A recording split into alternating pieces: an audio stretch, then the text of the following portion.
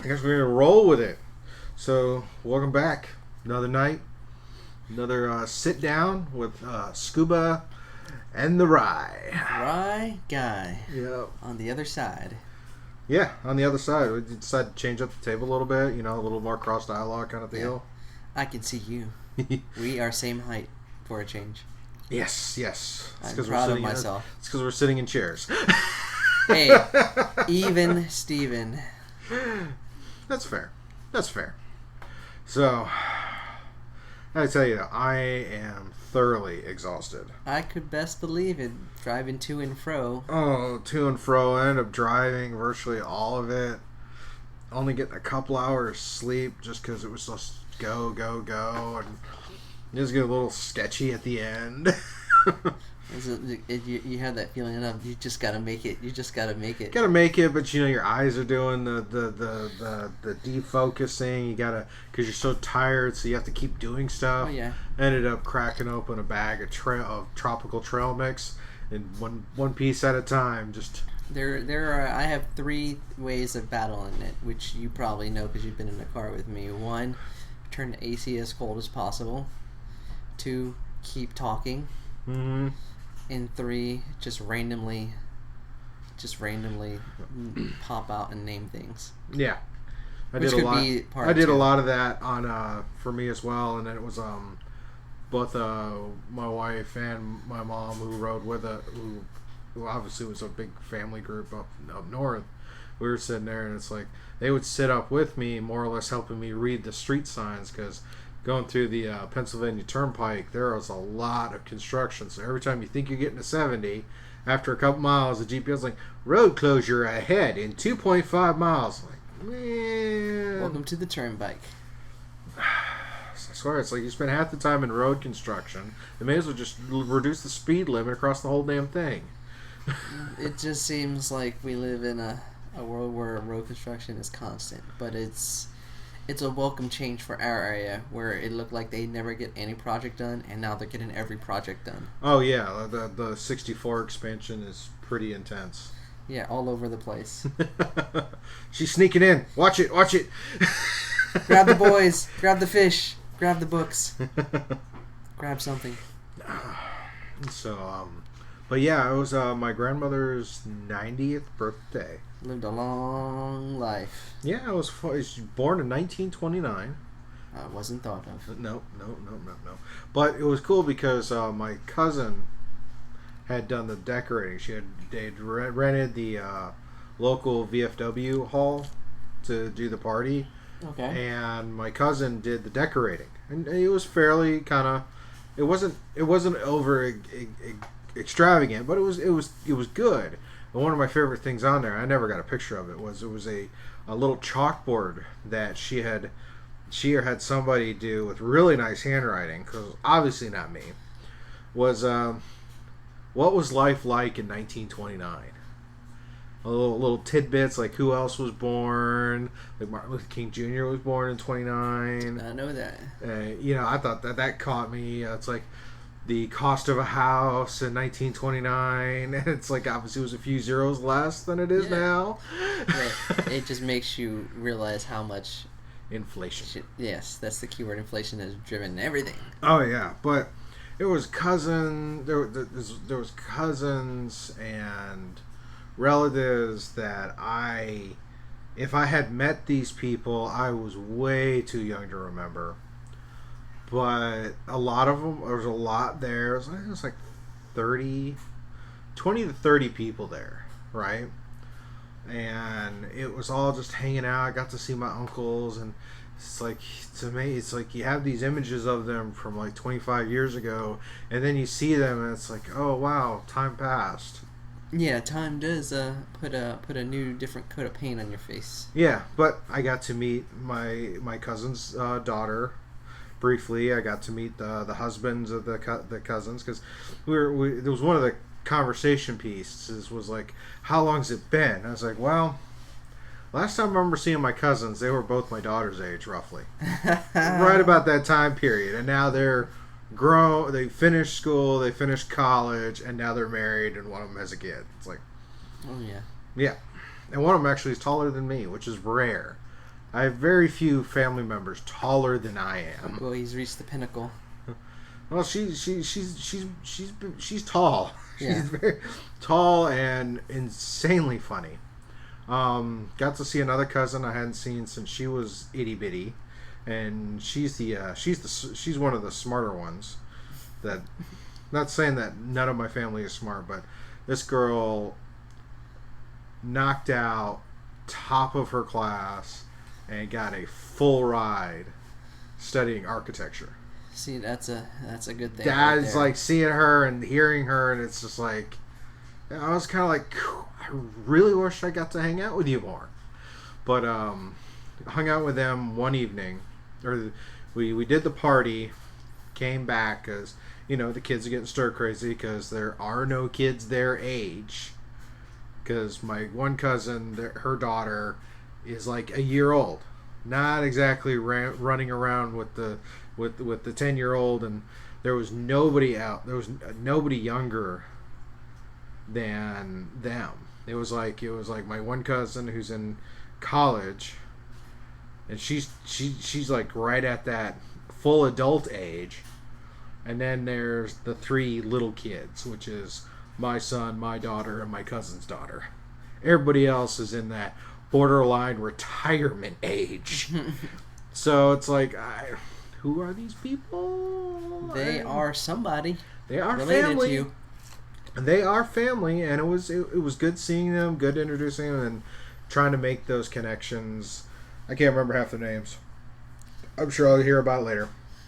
Yeah. But yeah, there's a lot of cousins I don't know the names to either. So yeah, it's weird when you get to these big family reunions. Like, have you ever, like, I'm sure you can totally attest to, hey, let's do a family reunion, and it's like, how do I know you? Oh yeah. Where are you on the tree? Especially on my mom's side, Filipino families are huge. Yeah, both of my parents are huge families. I mean, my mom has 4 siblings. My dad has 6. Yeah, that's a good high number. Because you start with 6 and it just trickles out from there. Yeah, also, on my mom's side, it's like 3 of them have kids. So, and then on my dad's side, yeah, he's got the 6 siblings. So it's like, there's like 50 some odd grandkids, and or at least as far as my cousins, and then there's the next generation underneath that. Yeah. Well, it's probably adding those together, but still, it's a crap ton of people. And they're all really close together, and then I'm way off in the fringes. Yeah, you're over here touching the fence. Yeah, they're over here partying by the pool. Yeah, it's like, okay. But after the party, we hung out at with my grandmother. Now, we went over there because my grandmother had stuff for my mom, and it's like some of the people are like, you knew this was coming, and I'm sitting there going, why do you think I wanted to rent a van and drive? Because it's been X number of years since I've seen them. It's like, I know my family. Yeah. You're going to come away with stuff. You may not want to. But you will end up with something. But we were sitting around and got to, because I was nervous because, I haven't seen these people in so long. I was like, what am I going to talk to them about you? Well, yeah. it was... I had mentioned that we do this podcast, and my uncle's like, oh, really? What kind of podcast is it? And I said, well, we kind of talk about gaming and geek and whatnot, and comic book stuff like that. Books. And yeah, he's like, yeah, have you ever heard of this podcast? I can't remember the name right off the top of my head right now, but he asked if I'd listen to this. No, I'm not familiar with it. What's it like? Well, they talk games, but they also talk politics. And I'm like, yeah, we don't really do politics. Yeah. And a few weeks ago, we did like a Comic-Con thing, and then he's like, oh, well, she went to Comic-Con this year. I'm like, really? Yeah. Well, spark the fires. Because obviously I wanted insider info to the Marvel panel. I wanted to hear firsthand what happened. But she didn't get into that, but she did say it was pretty intense over there. And then that just kind of laid the way. We talked Star Wars, we talked comics, we talked games, we talked movies, talked geek, and then ended the night talking cell phones. So it's like, okay, we're good. Oh yeah.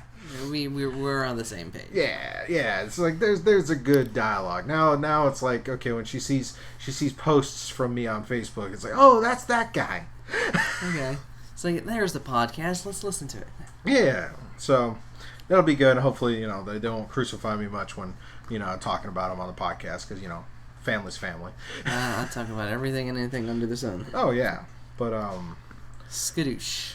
Yeah, that was probably the biggest thing since our last conversation, was driving out to Wisconsin, doing the family thing, and then driving back. And the drive out and the drive back were not that bad. I mean, we made such a good time, we actually had to find ways to waste time. Which wasn't hard. You get out at every stop, walk around, there's like 20-30 minutes every time. Oh yeah. So it's just going to compound. And we get there, and it's like, okay, where's this? Oh, okay, we stay at this hotel. And it's like, I heard then, it's like, we stayed there last time, it was nice and all that. I get in there, and it's like, I don't know. This feels kind of sketchy to me, because, I've stayed in some places. Yeah. And it's like, all right, well, we'll give it our best shot. They're not full-size beds. I thought they're not king-size. I thought they were. No, they were like full-size and a half. I don't know. Really stiff. But the thing that really irritated me from a technology person, from someone who's in the digital world, digits, their Wi-Fi was absolute crap. Did you have to pay extra amount of money? I didn't have to pay extra, okay. But there were some things where it's like my iTunes was like, you got to put in your password again, and I don't normally have to go through this. It's kind of sketchy. Constantly have to put in your password. And then I add stuff, and I couldn't get any signal. On top of that, my service provider has got really good coverage here in Hampton Roads. I mean, you can barely go anywhere where you're not going to have some kind of service. Very strong. Right?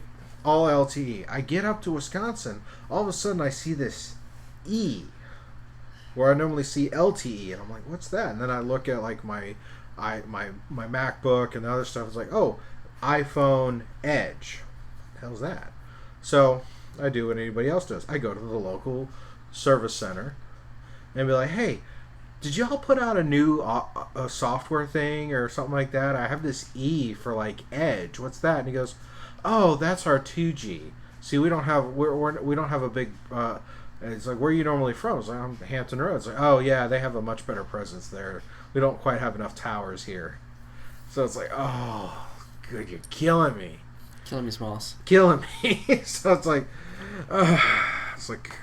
so close on the digital stuff, but you get up to those fringe areas, it's like, nope, no signal. It just makes you wonder how advanced, our world is that we live in. There's still spots within the same country that are completely behind.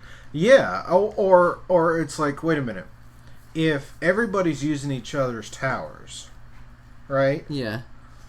How in the world do you have gaps like this? You're telling me this service provider has got a strong signal in this area, but this other service provider that uses the same towers, leases time off the same towers, can't have the same level of service? Is this place near the capital of Wisconsin, or way out in the boondocks? No, this was Madison. It's like the number 2 city. Yeah, that's the capital. Or yeah, it is. I thought Milwaukee was. No, that's the big city. Oh, the big city. Okay, well, yeah, okay. But still, that's kind of weird because University of Wisconsin is in Madison. Yes, and I'm sure over there it's fine. Yeah. But where we were, about 20 minutes away, maybe not so much. And then when you drive north into DeForest and Columbus and Rio, which is where we had to go for the party, it was like no signal. You had to go over, you had to drive for a little bit, wait for, LTE kicked in. Oh, how I can, get the GPS to work. It's like, God, it's pretty bad. I'm glad that I'd taken the days off from work.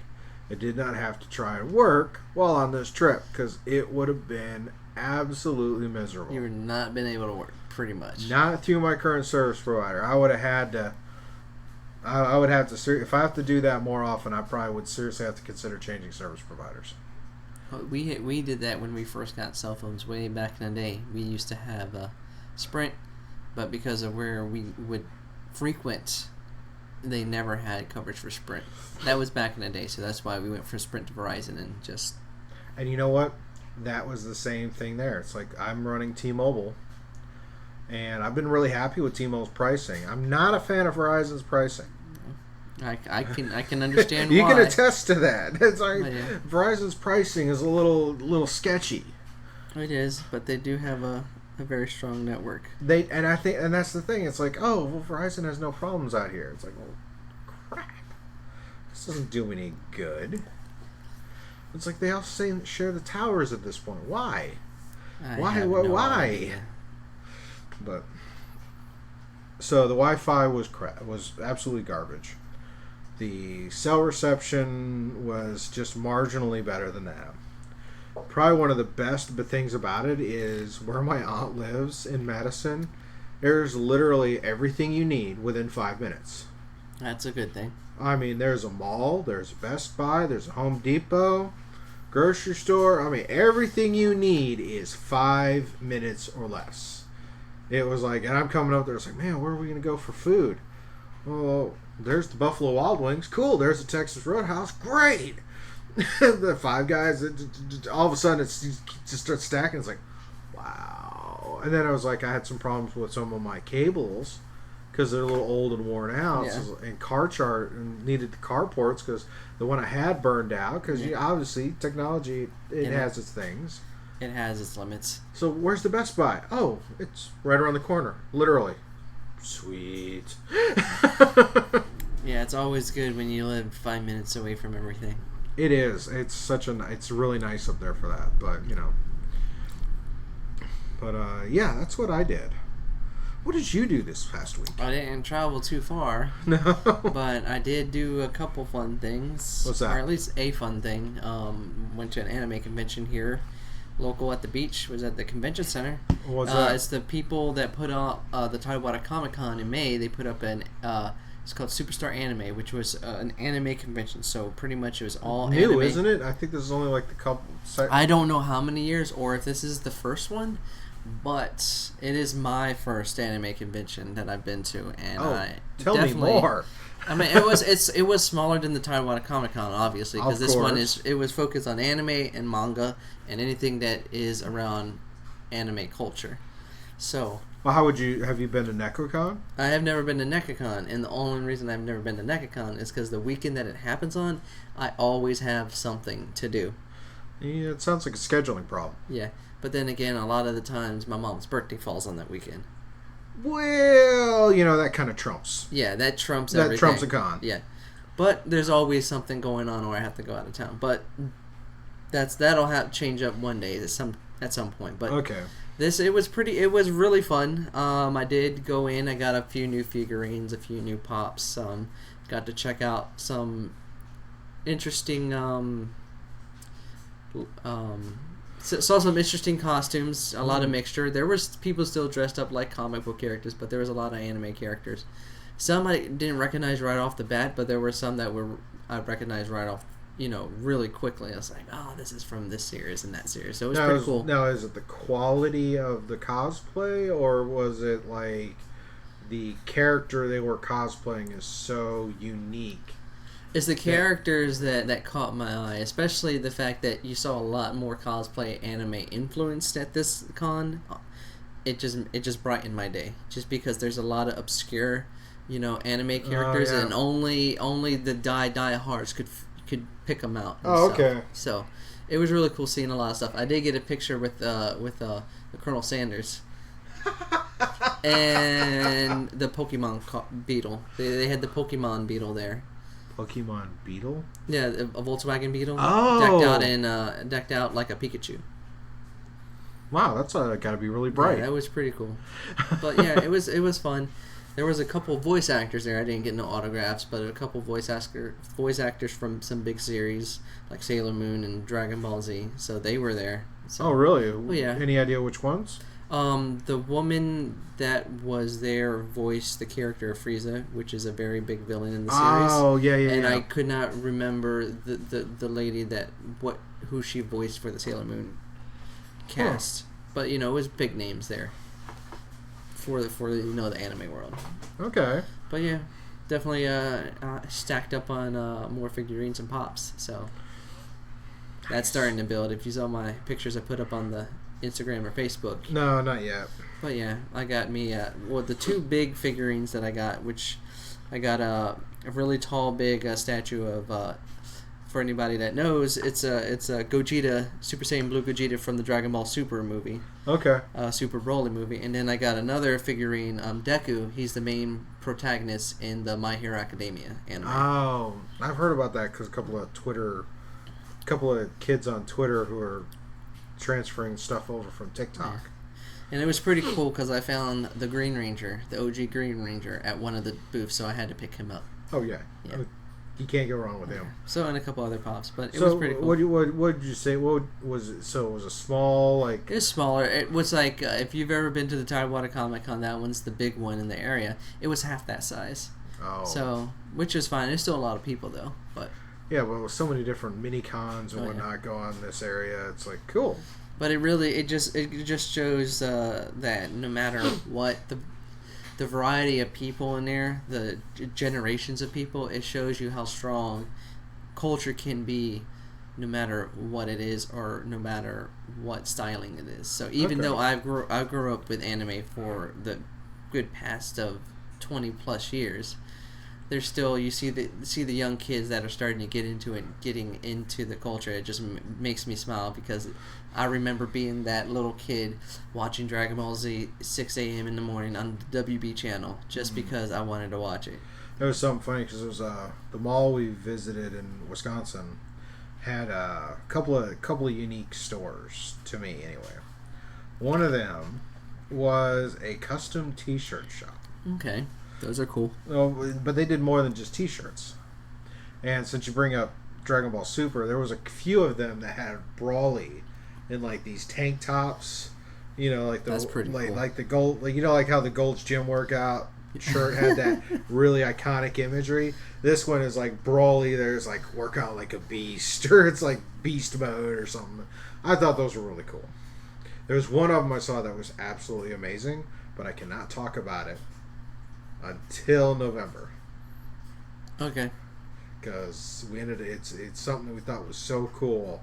It would make a great gift, and I don't want to spoil it. Okay, you need to keep it on the hush hush. Okay, that's fine. Saw that, and it was just, we were done. It's like, this is definitely a purchase. Yes, I understand. We actually went back, but there was another interesting store. Just because I know you're a foodie and a movie guy. I am a foodie for sure. Well, they have a thing that's around here. We have Cinema Cafe, right? Oh yeah. Right. What could make Cinema Cafe better? What could make it better? This has to be themed out with something. How about if you include its own brewery? That is a step above. That is what I saw in this mall. A brewery movie theater. That does. A brewery combined with the movie theater. Yep, a brewery, dining, and movie all in one shop. That would make me curious to try. Yes. Let me tap this and watch that. It's like, here's this mall layout. You have your Barnes & Nobles, you have your food court, you have your movie theater brewery on one end. On the other end, you have a Planet Fitness. So you get your workout on, walk through the mall. Sounds like definitely a mall I would want to frequent. Oh yeah, being a shopaholic, I'll definitely be swiping my card. Oh yeah, your Gap and your Old Navy and everything. Okay, debt arise. Said those words. You're shopping. Oh yeah. My daughter wants to go to Old Navy, by the way. She wants to go do some Old Navy shopping. Old Navy shop. So there's definitely a plethora of Old Navies around here. Oh yeah, there are. It's great stuff. But tangent away. So anime convention.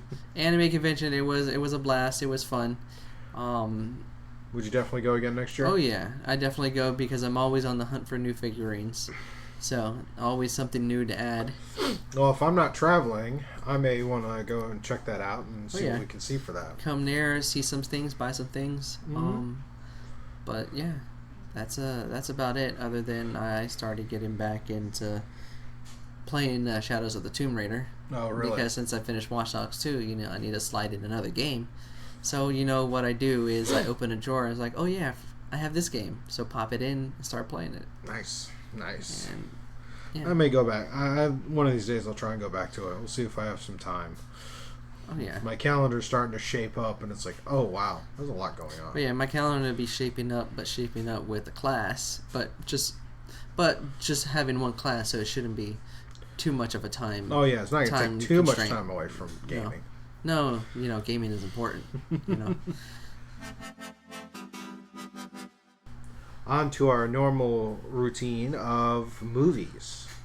So, did you get a chance to go out to the movie theater last weekend? I did. Oh, really? That was the other thing I did over the weekend. I did go out to the theater, and like I mentioned before, this time of year I try to catch up on the smaller films because a lot of stuff it's the dumping ground because I don't feel like wasting my money on bad movies. Sometimes it's just obvious, so you don't want to go waste your money. Fair. But what did we see this weekend? Okay, so I went and saw a smaller film, an indie / coming of age film / foreign film because it was set in Britain. It's called Blinded by the Light. Okay. Is any relation to the song that's coming to my head by thinking those words? If you're talking about the song that Bruce Springsteen sang, then yes. Okay. Tell me more. Alright, so Blinded by the Light follows a young Pakistani boy, a teenage boy who grows up in Great Britain in the 1980s. So you have all the stuff that's happening during the 1980s, along with a clash of his heritage culture with the 80s culture. And anybody who knows who grew up in the 80s, it was very stylistic. So he's caught in the crosshairs of many different things, which causes confusions, angst, and desires. And being a teenage boy, on top of being an immigrant from Pakistan, it does create more of that adolescence angst that you would find in any typical coming-of-age story, but with some slight twists. Okay. What's it? The slight twist comes in on how they blend the coming-of-age tropes with music. And in this case is when the young boy, Jave, meets up with a friend in high school called Roops, who introduces him to Bruce Springsteen.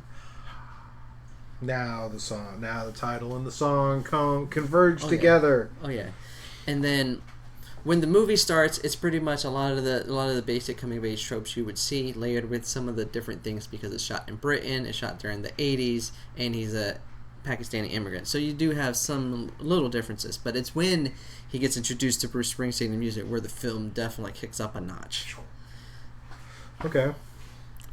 It does a great job of blending the music of Bruce Springsteen. More importantly, the lyrical content that Bruce has in a lot of his songs, especially in the 80s, with Jave and him growing up with having a conflict between trying to find his own voice because he's a writer, but his dad wants him to do certain things because of stuff that's related to the Pakistani culture and heritage and family.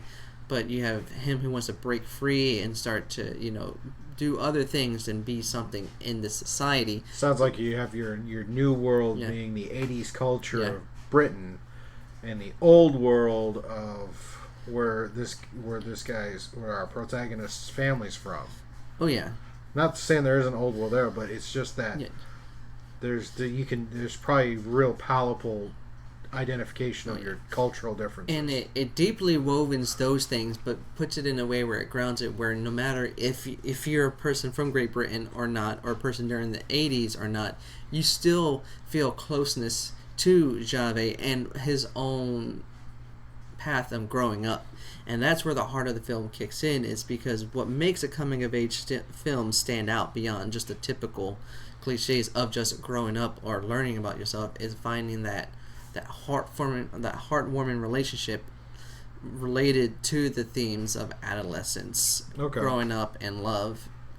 So that's where it comes in greatly when the music when the music blends in with that, it drives something different, unique, and gives it more of an emotional worth to everything, because it spins everything in context to him being inspired by this music. Okay. So, what did we give it as a rating? Well, in the end, everything wraps up nicely. There's a genuine kind of epilogue, and stuff about family and finding worth and personal growth. In the end, I gave it a 4 out of 5. Oh wow! It was definitely worth the full price. There's always one or two genuine coming of age films that really gravitate to my heart. That, like, if it can, a good coming of age story can pull you in and make you feel your own memories of growing up, that's when it really stands out above the rest. So this is probably one of my favorites of the year. Okay. And it might end up in my top 10 list at the end of the year. Well, I mean, to me it sounds like it initially, because I initially sounded like it was another one of these documentaries around a musician. No, it does not do anything. It follows Jave's path, but he's inspired by this music. Okay. Instead, unlike the common music origin stories like Bohemian Rhapsody or the fantasy take like Rocket Man, or even the one that I saw not too long ago, Yesterday, which combined the Beatles songs. And it did that twist where, the Beatles are gone, so this guy has to perform. Yeah. This one was a genuine story with the music. Okay. So it does a good blending of genres to make something great. Okay. So, what movies are on the docket this weekend? This weekend, it seems like it might be hitting the down low, so I'm going to have to skim the interwebs to see what is worth seeing. I know that Gerald Butler, Angel Has Fallen, comes out this weekend. So that might be the third one in that little series of films. Oh, yeah. And the first one, for me, was a surprise hit. Like, it was definitely, it catches off guard because it gets brutal, and you're like, what? The second one just went off a cliff. So this might be the one film where it's so bad it's so good, because I've been just dying for one of those for a while. So bad it's so good. Yeah, so bad it's so good. But who knows?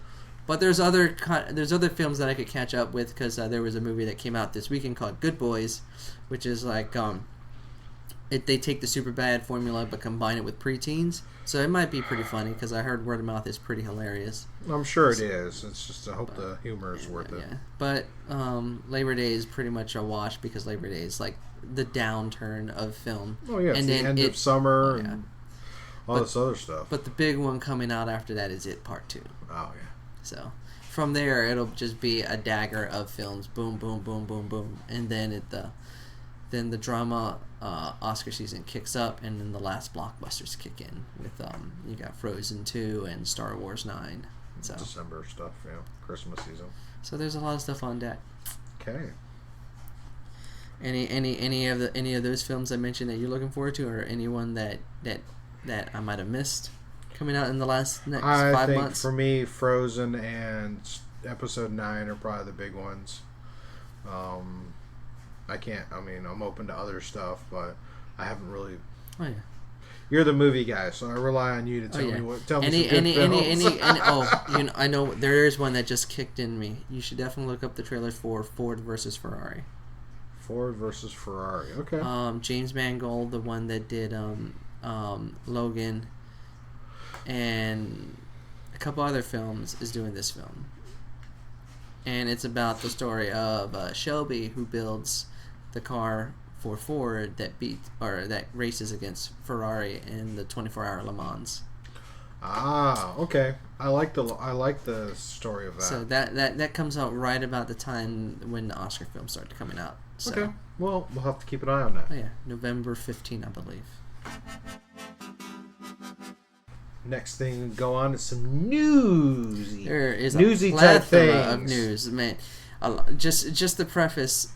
A lot of times we try to figure out what we're going to talk about. We have general ideas, but this week it was just bam, bam, bam, bam.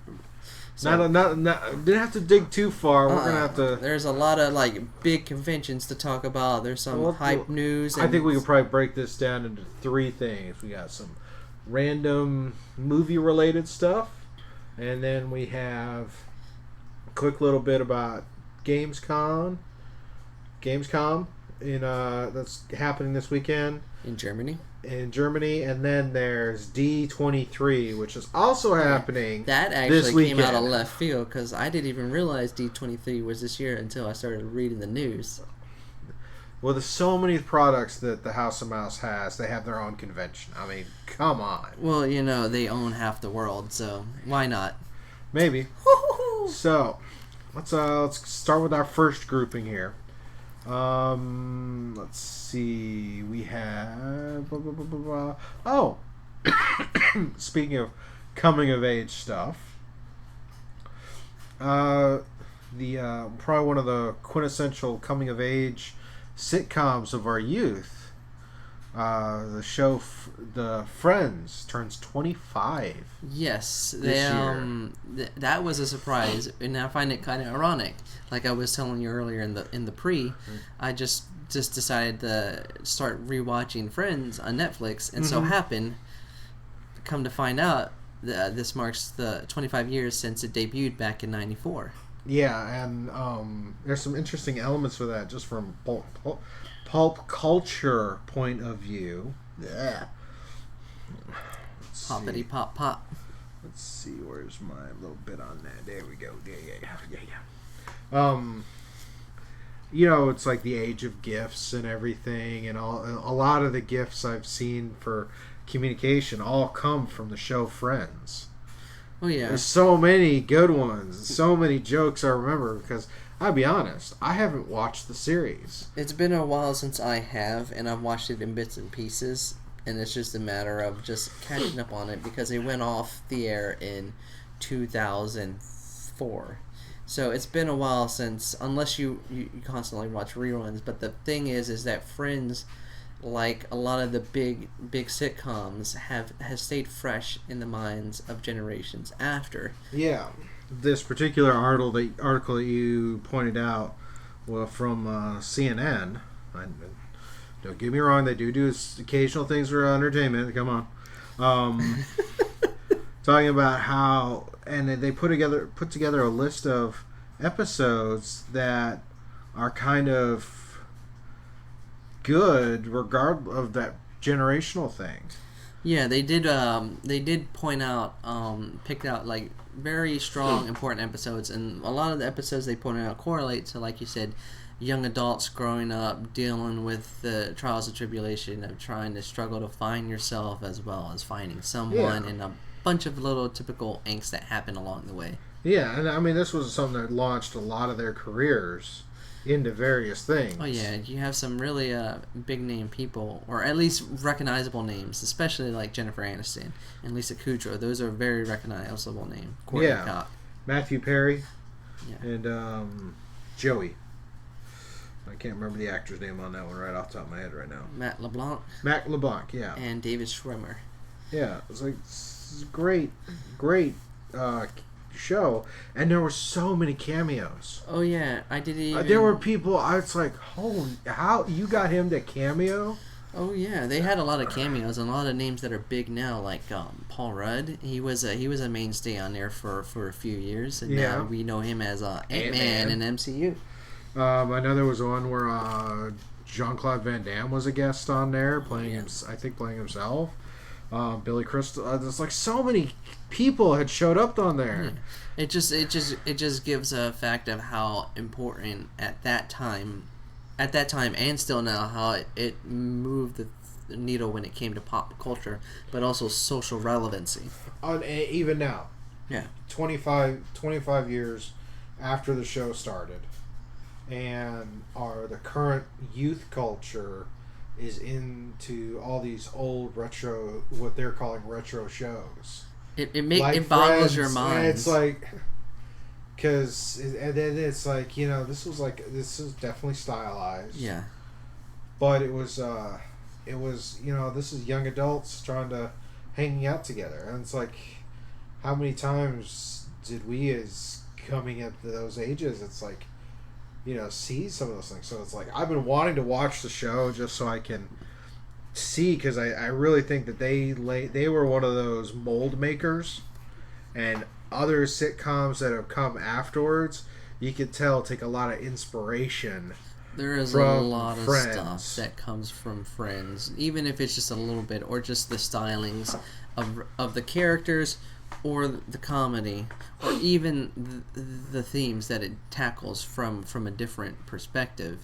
You can see it in a lot of current sitcoms as it molds with society along the way. I think probably one of my best comparisons, and people can tell me if I'm wrong, but just from what I've seen of the Friends and what I know of it, and it's a lot like, it looks like that was the mold that they based a lot of Big Bang Theory on. Oh yeah, I mean, outside of the nerd culture, there's a lot of strong comparisons to that show to this show, just because of the sitcom stylings and the way it tackles character growth and themes. Yeah, so, and of course, some of the cool things, again, being the culture, is like, they're like doing limited engagement theater showings of episodes. Oh, yes. They're doing some 2,300 new GIFs from the show are being released for use through, like, your GIF keyboard apps. It's just like, wow.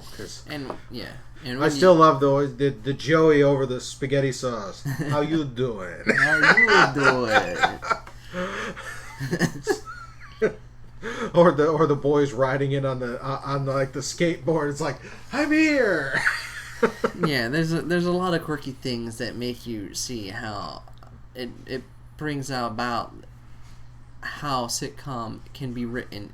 It dances that line of cheesiness without going too far. And how it's like some of us who've grown up and had our own versions of that. It's like, that's kind of you almost to me it makes me make me really try to find those types of friends in my world. From the living situation to how it tackles relationships between various people, you can find some connection there.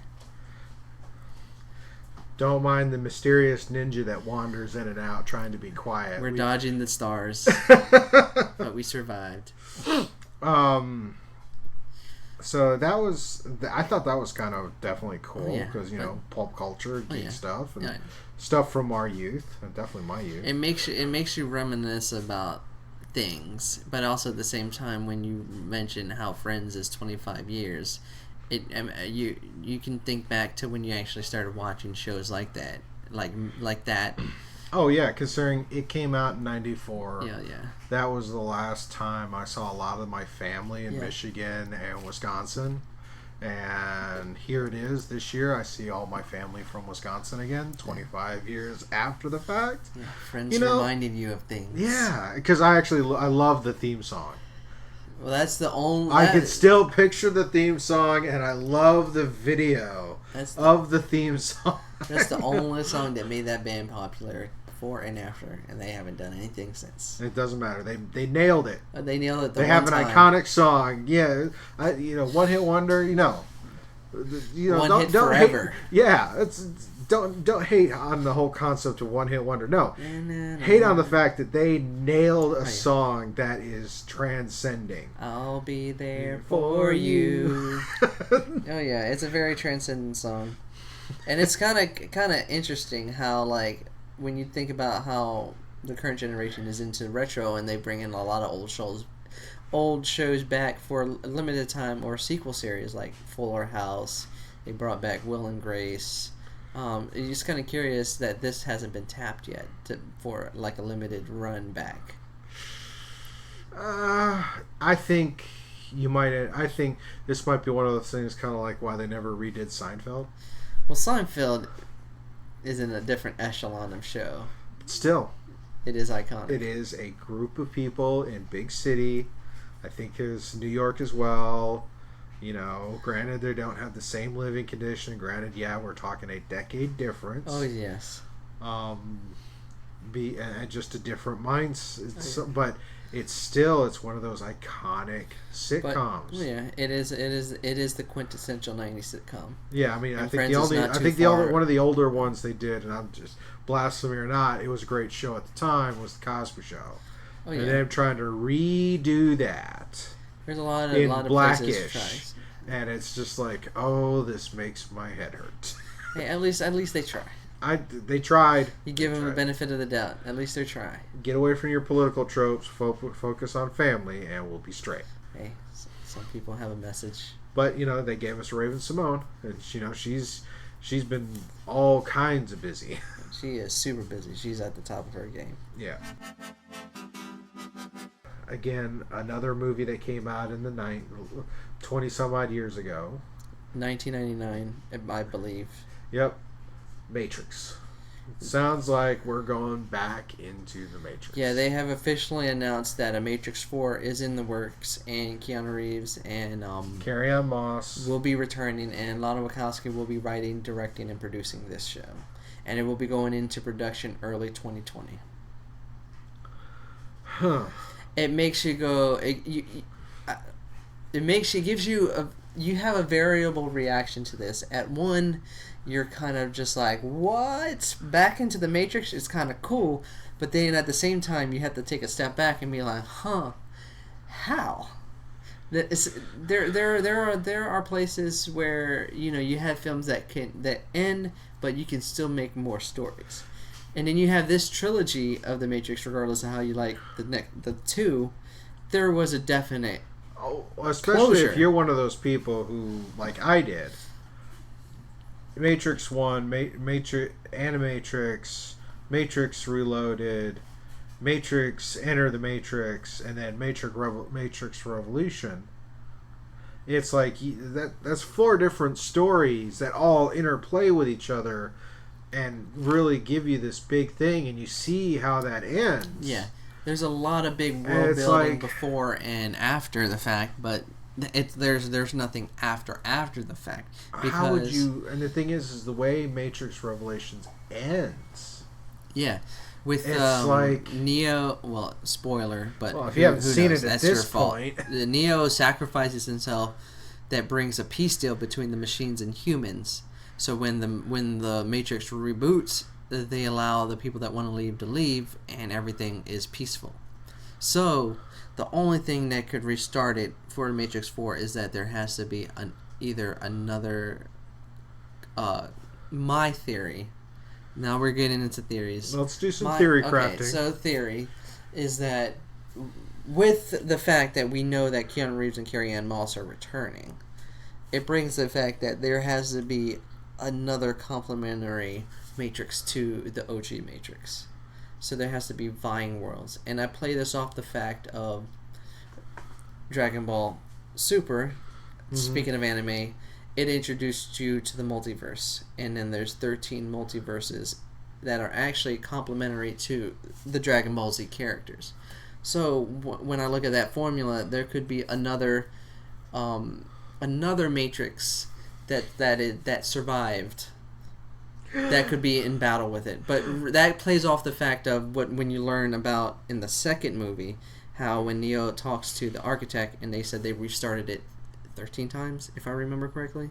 Multiple times. So maybe restarting it didn't completely restart it, but it actually added another one in that list. So there's a multitude of matrices competing. It restarted, and now we're going through again. Only this time where it's going to be. So, but it's funny because I read that as we were driving home from the optometrist today, and I read that, and I'm thinking, what are they going to do? Opening scene: Carrie-Anne Moss and Neo are lying on the ground in the machine hive. Carrie-Anne looks up and sees a box. Opens the box. There's a red pill and a blue pill. And a note that says, ready to try the other one? And now we got Matrix 4. I mean, it did not seem like there was a way to really go into that without just being off the wall goofy. But it was also, playing into that whole joke of Alice in Wonderland. It's like, red pill, blue pill. Why didn't I take the blue pill? Maybe there's a green pill. Maybe there's a different color pill. But going back to the fact is, having the Matrix restart over and over, and Neo was supposed to pick the one door and not the other, to have the cycle keep, completing, programs have backups. If you're just taking, there are backups. we have our own personal backups to stuff on hard drives and stuff. So, like I said, there could be a competing third party, kind of like how Agent Smith was that wild card that rogue. Yeah. So maybe there is not just a rogue agent, but there's a rogue Matrix. That's my theory. I have nothing to base it off, just based off just things. Well, the Wachowskis really lightning in a bottle with that trilogy. Yeah. Love it or hate it. But that trilogy has so much iconography and made so many people. The first Matrix revolutionized filming in so many ways. Especially that bullet cam. Oh yeah. But I can think of another reason why The Matrix 4 got greenlit is probably because of how strong Keanu Reeves' popularity is right now. It is 2019 seems to be the year of Reeves. Yeah, the year of Reeves, from John Wick 3 to show on Netflix, Toy Story 4, Cyberpunk 2077. So he's all over the place, and just being Bill and Ted 3. That's coming. This is the year of Reeves, and this just seems like this is the topping of the cake. Because for everything that's out there, Keanu Reeves is known a lot for being Neo in the Matrix. It's like next year we're gonna have John Wick 4 and Matrix 4 by 2021, 2022. Well, they're gonna start production in early 2020, so it'd probably be 2021 when it'd come out. Well, hopefully they don't fast track it to the sacrifice of good filmmaking. Well, if they allow them to actually write a story and figure out how to make a Matrix 4... That was actually something interesting about that article. I'm looking at this article from IGN. Wonderful, lovely IGN. A lot of great things there. Lily Wachowski is not on the creative team. Yeah, only one half of the Wachowskis is working on this, which is very interesting. So it's like, as I go, where's the other half? And okay... what kind of story are we going to do that? And the conceptual designer is coming back, as well as the storyboard artist is coming back. And he adds here that most of the original cast is returning, so we might see Morpheus again. We might see a couple other people again. Who Depends knows? on what you mean by the original cast. I know it was rumored in the past that maybe Michael B. Jordan was going to be in the Matrix 4. So that could play into the compelling evidence that there's competing matrices. Possibly. I guess we'll find out. It'll be interesting to see. Yeah, but like I said, in one hand, you have the thought of you're excited. On the other hand, you're just wondering how. Yeah.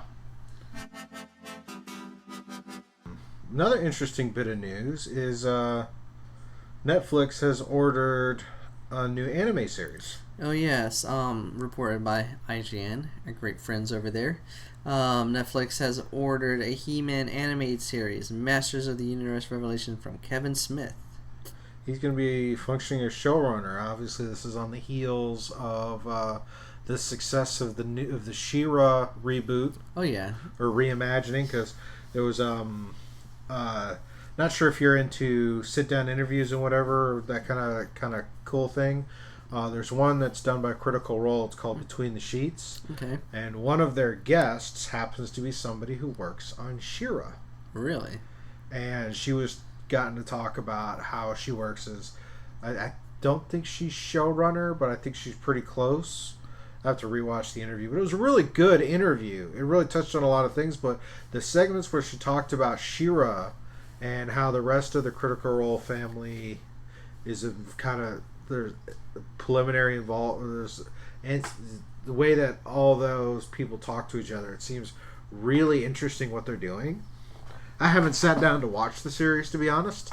I heard it's a pretty decent series, but I haven't watched it myself either. So, but it's kind of ironic because back in the OG days, He-Man was first and She-Ra was second.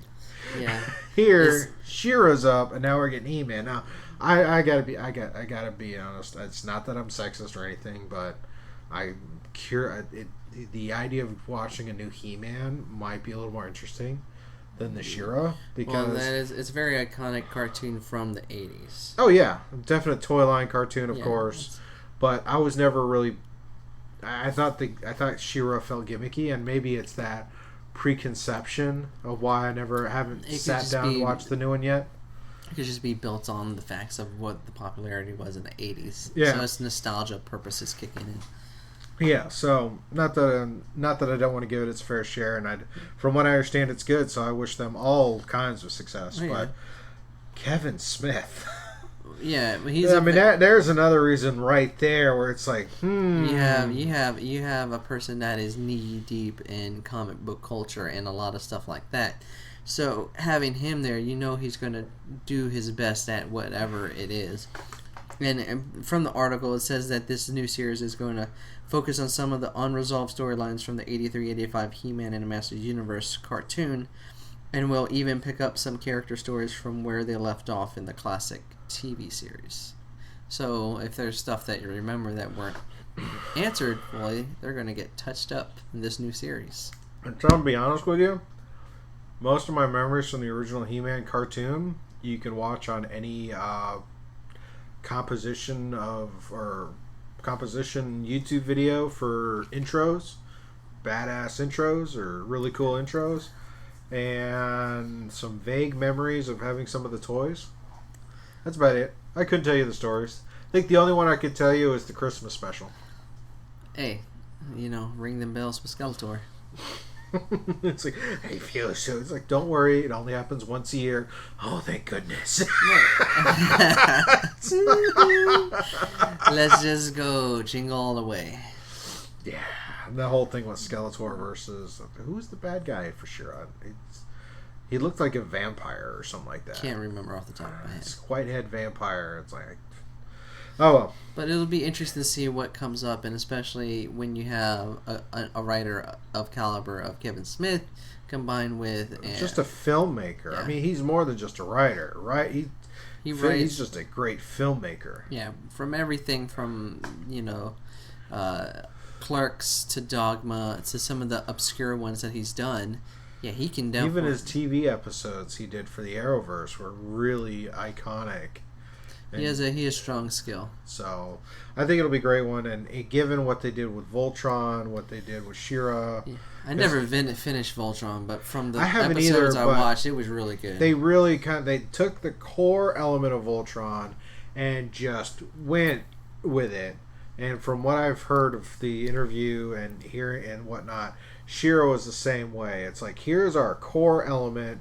Now we're just going to tell stories. Maybe I can stick with this series because how Netflix is pile on series. There's so much content out there that it's just a matter of finding the time to watch. Especially when there's so much content, so much ways to enjoy that content.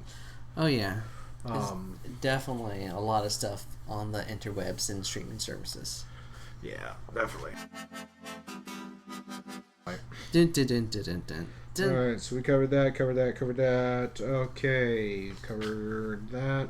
Alright, I think our next thing, which is going to be kind of small, only because it's just starting. Tonight is opening night, and that is GamesCom in Europe. Oh yeah, up in Germany. So it's the big gaming convention that happens in Europe.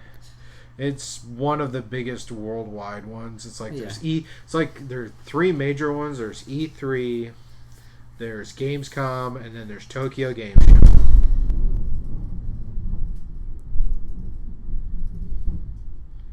To punctuate that point, there are three major ones. We hear you loud and clear. So, but we had E3 at the beginning of the summer, and now we're having GamesCom, and Tokyo Game Show will end the summer. But GamesCom is in session. It's definitely more PC. Yeah, there's a lot more PC-driven cultures over in Europe, so it does highlight a lot of stuff that gets released on the PC Master Race. Oh, yeah, and it's probably one of the interesting things is Sony is supposed to have a presence. Which is interesting, because they did not have a presence at E3. Yeah, this will be their first public presence at one of the big conventions. So I'm looking forward to what they drop.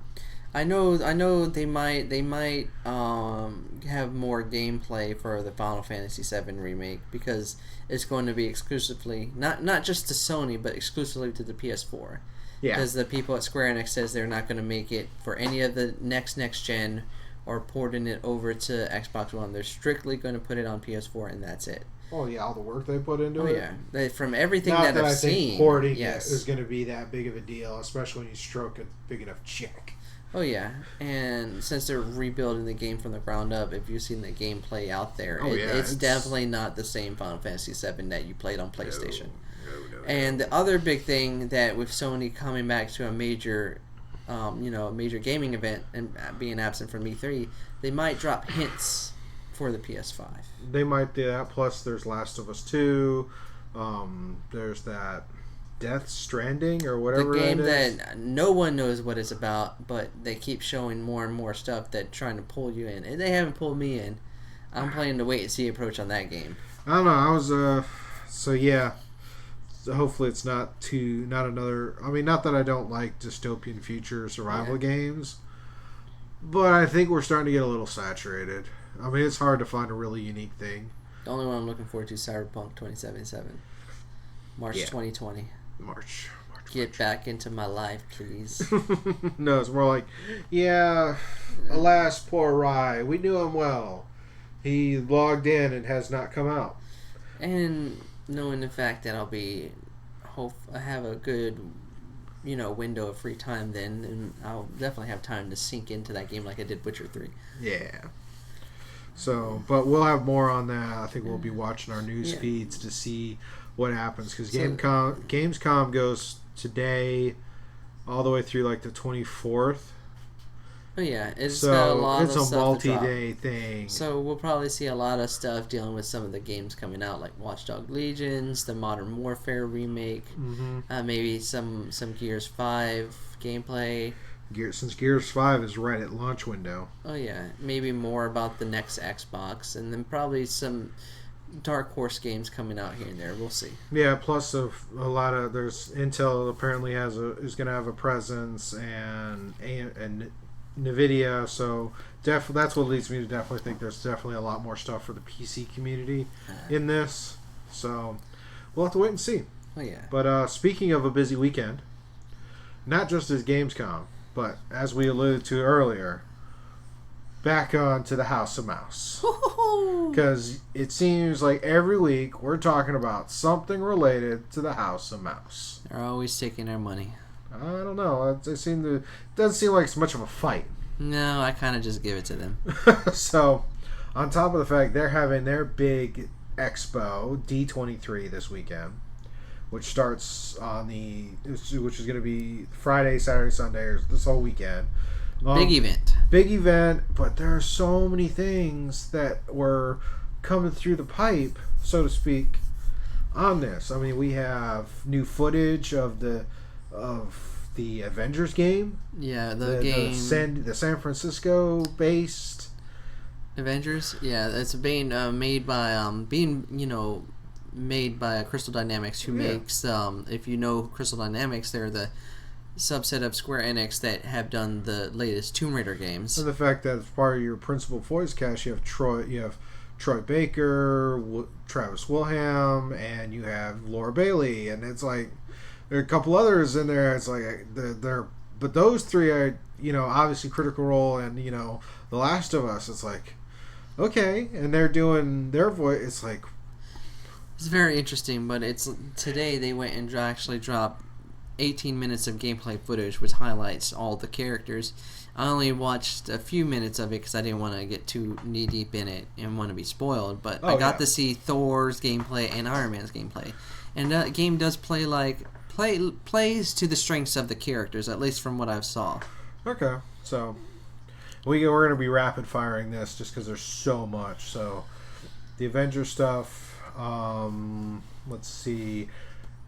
Oh, Star Wars side of things.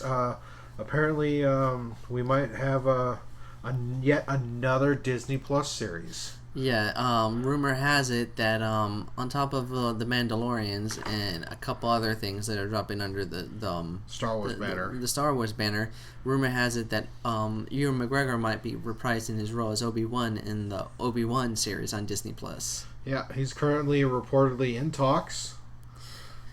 We'll see how that goes. It'll be nice to see him back. I know there's been a lot of discussion about him coming back, and especially with the Kenobi book right before Disney bought Star Wars, where we had what happened in the first few years that Kenobi went back to Tatooine to live in his exile. Oh yeah, there's a lot of stories that can be told about Obi-Wan, and out of everything in the prequels, which were bad to a degree of many things, the one thing that I appreciated and liked was Ewan McGregor's Obi-Wan. There are a lot of things in the prequel trilogy I like. There are things I don't like, but I like how it expanded the universe, expanded the world. Yeah. Yes, there are some things that don't make a lot of sense. Yes, there are some characters. There are definitely characters and elements of that trilogy you can tell are heavily influenced by the socio-political pressures and environment of when they were made versus when 4, 5, and 6 were done, or the OG trilogy was done. Oh yeah, there's a lot of interesting things. It's just the prequels are just written badly. Definitely, and that some very bad writing in the prequels. But a standout was Ewan McGregor's Obi-Wan, at least for me. I loved it. I really enjoyed watching him go through that story. So just as hearing that he'd come back, it can play into that era between 3 and 4, especially Ewan McGregor being older. He can actually play a slightly older version of Obi-Wan. Yeah, definitely not. Maybe not all the way to where Sir Alec Guinness. Yeah, yes. But we definitely don't want to approach on that. But obviously, there's a lot of window of opportunity there. And it was since we're talking about that, when Star Wars Rebels, the animated. Probably one of the better ones because so I hear. I never took got to place. Watch it though. Yeah, it was placed right before the events of Rogue One and A New Hope, and all of that. But it was this nice set of stories from the same team that brought us the Clone Wars. Yeah. So Dave Filoni has this great talent with this stuff. But when they brought in Obi-Wan. Because there is an episode they brought Obi-Wan in where they closed Darth Maul's story. Doesn't he fight Darth Maul? He does. Okay. Darth Maul does go to Tatooine. So does Ezra. Ezra actually comes face to face with Obi-Wan. And the actor who voiced Obi-Wan in the anime returned to do the voice. But they found a way to kind of digitally take the look and kind of bring it in towards what Sir Alec Guinness, his look going into A New Hope, which was really nice. But that whole sequence was just showing how their story has gone for so long, and it was definitely a warrior story. And that ended, I felt, was very well ending because it wasn't overly done, but it really kind of focused on the fact that these are two people who have been fighting each other for so long. They know each other so well.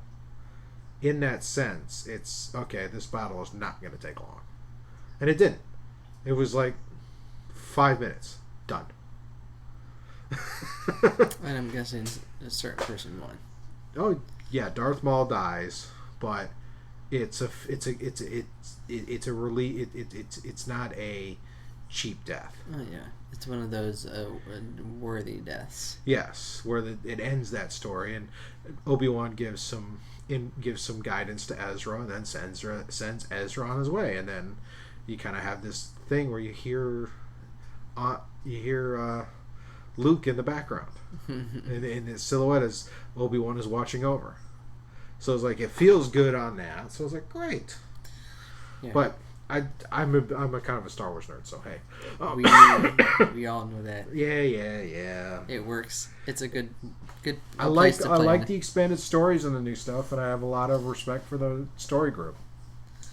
So there's that. And speaking of Disney Plus, they announced what devices and whatnot will be able to access the Disney Plus. Oh yeah, as reported on on the Verge, they did announce all the places that you'll be able to stream Disney Plus. You'll be able to stream it on the Apple TV, Android mobile devices, Android TV, Chromecast, desktop web browsers, iPad, iPhones, PS4, Xbox One, and Roku devices. Yep, so you got Microsoft, you got Roku, you got Android, and you got Apple. Yeah. Wait a minute. There's somebody missing from that list. Amazon. Yeah. The Fire Stick and devices won't be able or have access to Disney Plus at launch. I will put it yet, but then again, it's just a matter of when. Yeah, I believe it's yet. But I did also in that same article, it mentioned how they were partnering with Apple. Yeah. To get that integrated into the Apple TV app where it'll show up in your feed and track it, which is something that it doesn't do with a lot of the other apps.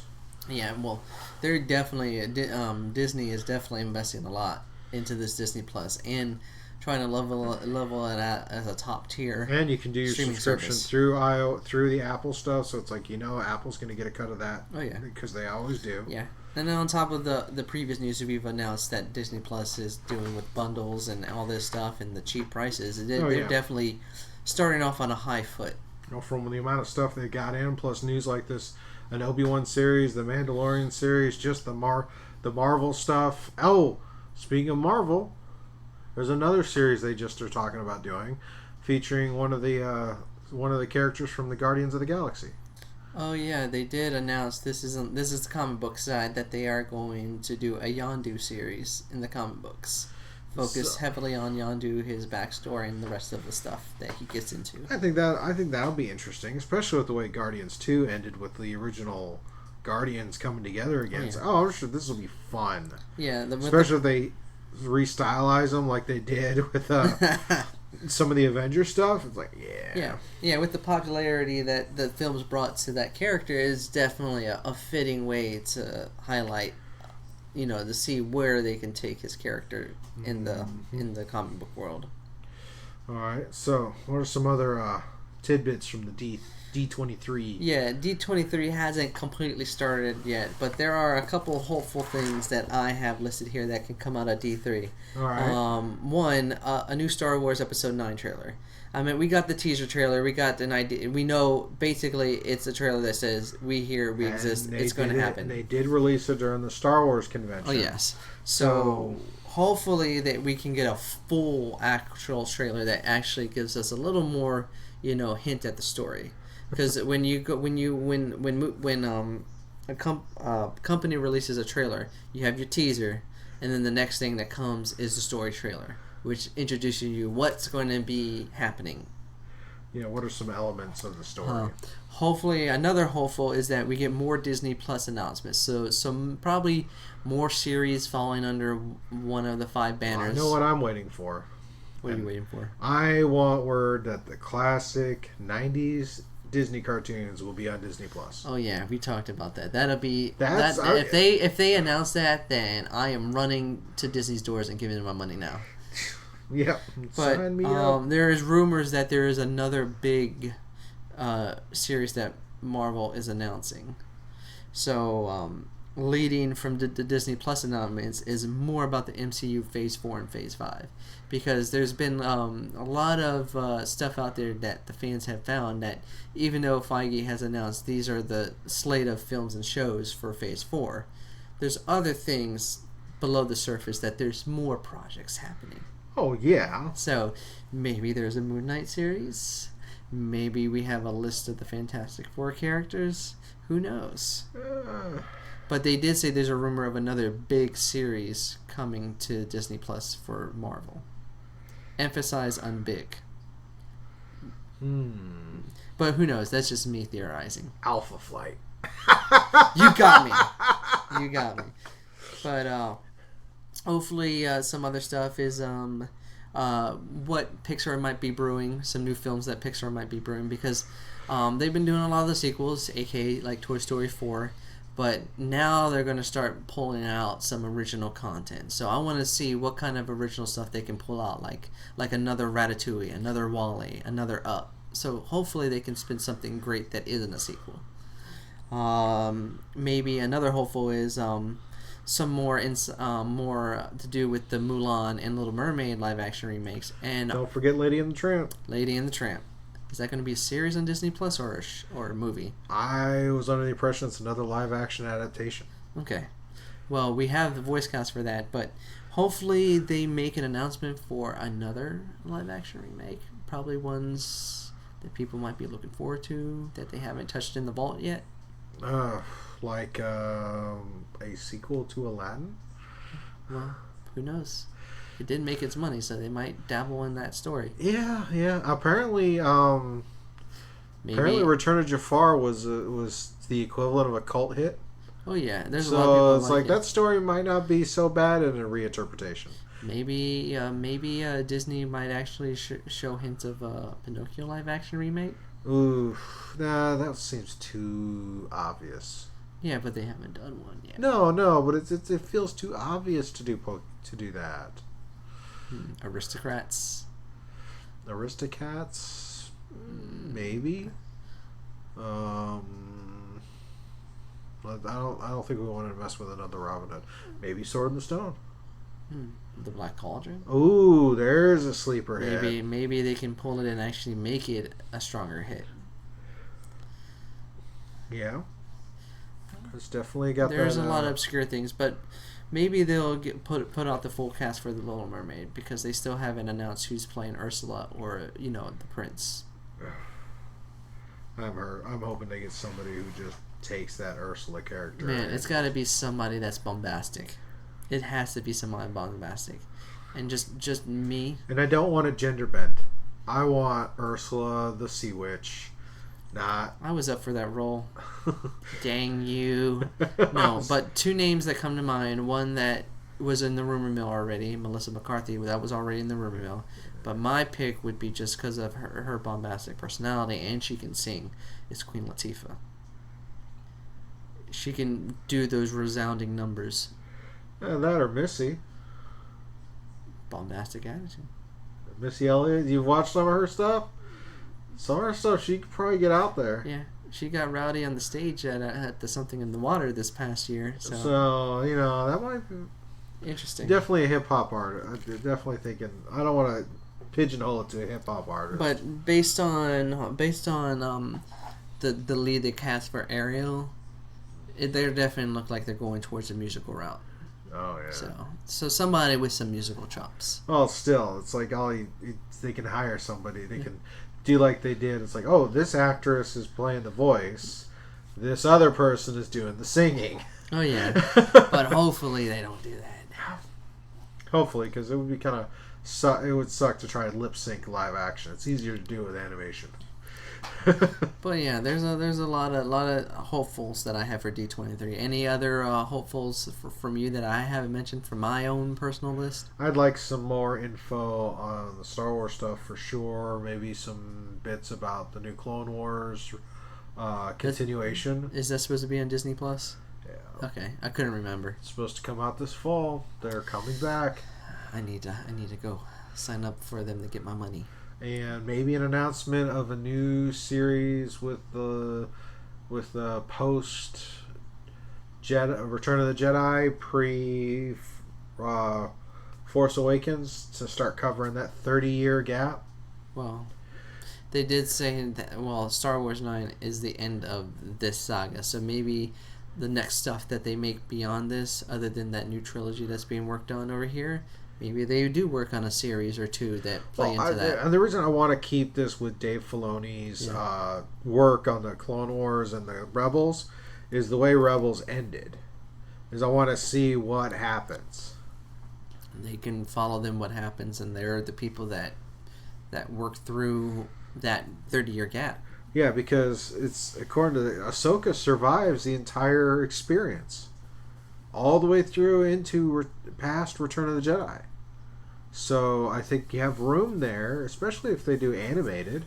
Oh yeah, there's this is the time when they should start focusing on other stories because I meant the Skywalkers, are the brand for Star Wars, but at the same time, Star They're Wars is a this- bigger universe. Yeah, it is. It's a much bigger universe. So there's a lot of wealth of stories that can be told. Oh, and this is just because I know a lot of people were clamoring for it when they first started. It was like some more of the Star Wars Legends characters being brought into canon. Well, they did bring Thrawn back in, so They it's a brought Thrawn. possibility. I've gone through all 3 of those books. I'm very happy with the books. Maybe they touch. I mean, not focus on the 30 years, but maybe they can actually incorporate stuff from the Old Republic. Knights of the Old Republic. Yeah. I was trying to remember that the other day when I was talking about it, when I was trying to explain Darth Revan to people. Yeah, then you have Knights of the Old Republic, and then you also have the MMO of the Old Republic, which is even Which they further said back.